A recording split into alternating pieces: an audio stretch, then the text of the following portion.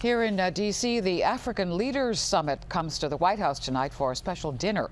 But protesters are making their voices heard on the streets of the district, and today things got rowdy. As a matter of fact, D.C. Bureau Chief Sam Ford is live with a look at what just happened. Sam? Yes, Maureen. Well, we are in front of the Willard Hotel, which is where a number of the African leaders are staying while they're here for this summit. And just not long ago, the president of Guinea, the West African country of Guinea, his name is Alpha Conde, came out to greet the people, and they had come here from all over the country. There were hundreds of them.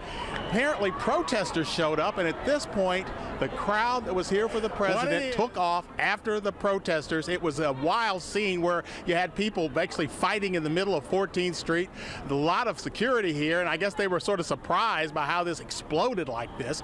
They came from, from everywhere. There were lots of D.C. police around here. They rushed in to break up this fight. A man was being beaten in the street. The people that were here for the president were, threatening other folks, and so it was one of those situations. I guess something that the police have to think about, that there are conflicts in these countries, and I guess sometime with these leaders here, it may just sort of spill out onto the streets of Washington. However, the focus today was on the economic summit, with President Obama speaking to members of the numerous countries who came here.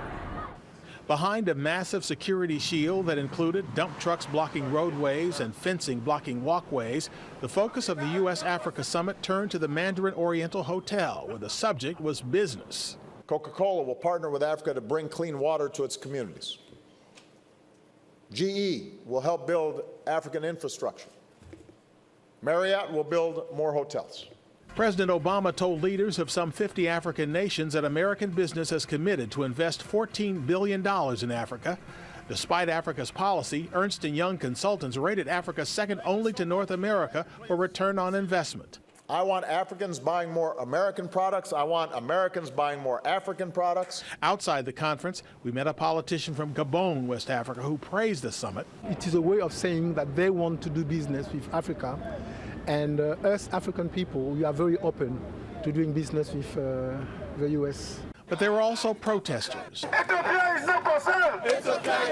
They were Africans from Congo, Burkina Faso, and Gabon living in the U.S. who complained of President Obama supporting, quote, dictators in Africa. They are not there for people. They are just for themselves. They just take care of themselves, of them family. That's it. They said corruption will keep the average people from benefiting from any investment. And we're back live here on 14th Street. As you can see, these are some of the people who are in front of the Willard Hotel, and you look across, this is the response. Police came from everywhere here to 14th Street to stop what was a fight that was going on in the middle of 14th Street. Again, the president of Guinea was here, and as it turned out, some protesters showed up. The people who had come for the president became angry and started attacking them, and so you had the fight here. At this point, the leaders are going to be going over to the White House for a dinner with President Obama, and tomorrow First Lady Michelle Obama and former First Lady Laura Bush have a presentation, or at least a get-together with the spouse